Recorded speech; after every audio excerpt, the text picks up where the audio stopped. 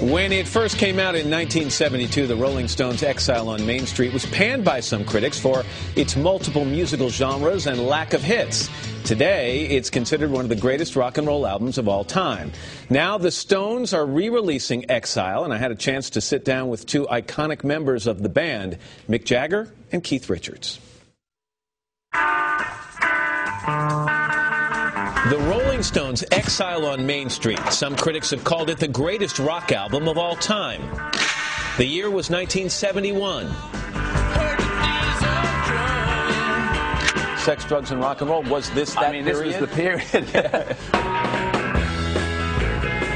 Do you think it was a dangerous time?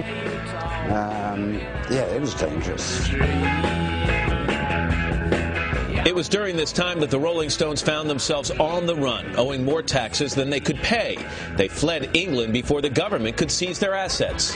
We owed a lot of money in tax. We made all kinds of mistakes. We had some very bad advice. Forced into exile, Mick, Keith, Charlie, and Bill made their way to the south of France, where they recorded the album in the basement of Keith Richards' rented mansion.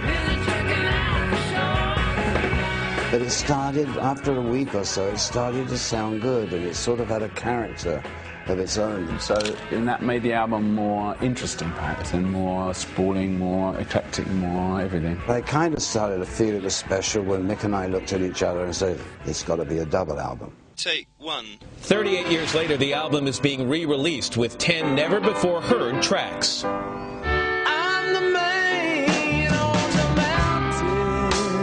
First of all, how do you just keep 10 tracks secret when you're the Rolling Stones? I think there's kind of the 6 tracks that were never released, and there's alternate versions of some of the songs. The entire experience is captured in the documentary Stones in Exile.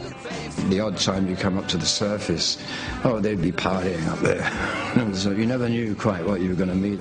I actually wasn't particularly stoned making Exile on Main Street. I was very, very intent on making that record. I really wasn't even aware that there were movie cameras around until I saw this footage recently. But then you could argue the other thing. Maybe you were that stoned if you didn't know there were that many people shooting the video. Were coming out. There's a scene where the guy who cooks for the Stones would take off.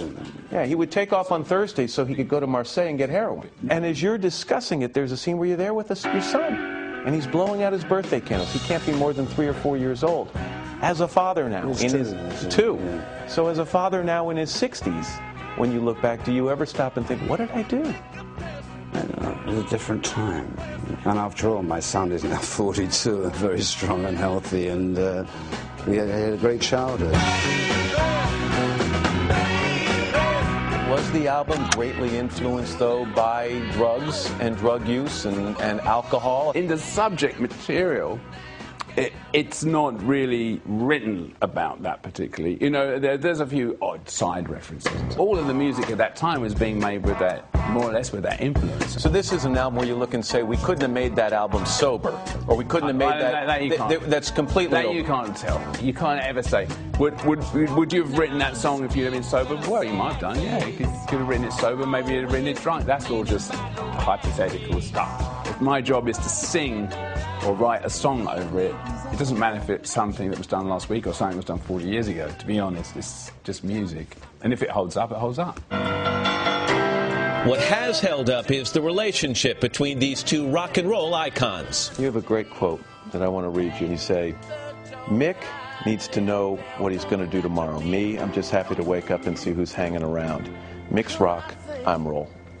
Yeah, I'll go with that. Is that the magic? I mean, is that really what's created this dynamic, the yin and the yang, through all these years? Probably. It's a balance, in a way, because we're not exactly the same kind of person.